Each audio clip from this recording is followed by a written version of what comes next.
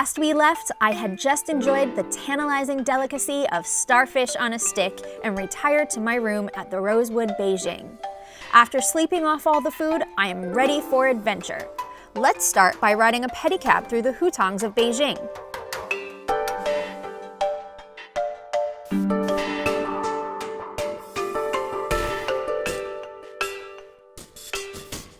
I want to do this job.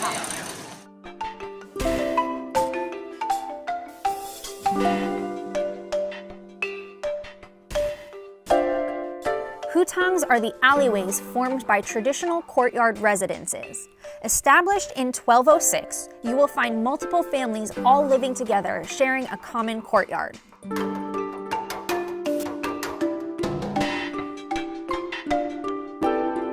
On my visit, we were invited into 2 homes where we were given lessons in traditional rope tying and paper cutting.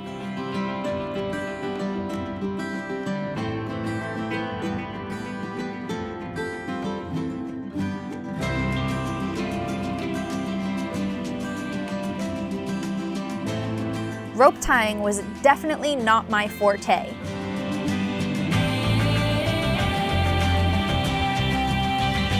The paper cutting was much more my speed.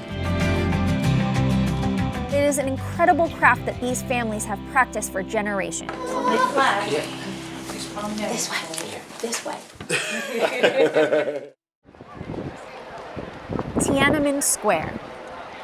The city center of Beijing is now a tourist attraction.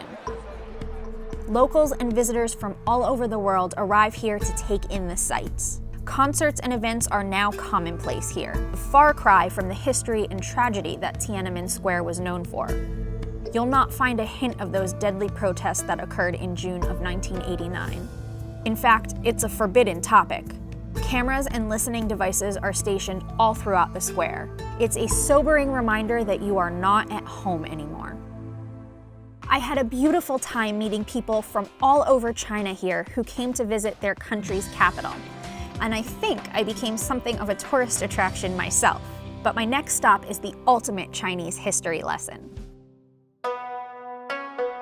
Sitting adjacent to Tiananmen Square, the Forbidden City is a massive, incredible palace. The complex consists of 980 buildings on 180 acres. It's an incredible sight to see. Once the seat of the dragon throne to emperors for over 500 years, the Forbidden City today is home to a massive museum. Everywhere you look, the architecture and cultural elements astound the eyes. Dragon statues, food dogs, incredible iron cauldrons all still line the palace complex. Knowing how long this building has been standing, the history it has seen, and the fact that you can still walk the same stone courtyards as emperors did is something that everyone should experience at least once.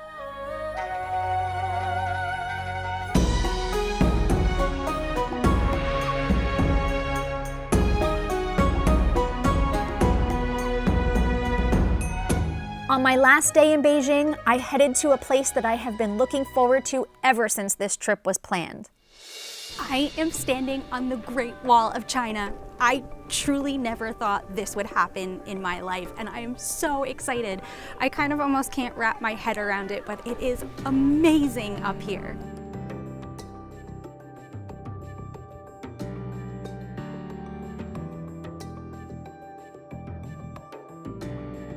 One of the 7 wonders of the world, one step on the Great Wall and you instantly know why. As you look off into the mountains surrounding you, you see the wall snake its way over and under as it stretches for 5,500 miles. Of all the places I have visited, in all the countries I've been to, this is one of the most special experiences I have ever had. We visited the Mutiny section of the Great Wall, which is accessible by gondola ride, and the view is outstanding. Once on the wall, it's striking how peaceful it is. The stone steps, bunkers, turrets, and pathways are perfectly preserved. Fun fact, they're held together by rice and eggs, so just don't lean too hard on them. Thank you for joining me on my trip to Beijing. I am overwhelmed not only by the history of this city, but also the people and their culture. I loved getting to meet some and learn their traditions. I really hope you'll have a chance to visit this city soon. I know I will definitely be back because I've fallen in love. I'm Heather, and I will see you next time. Bye!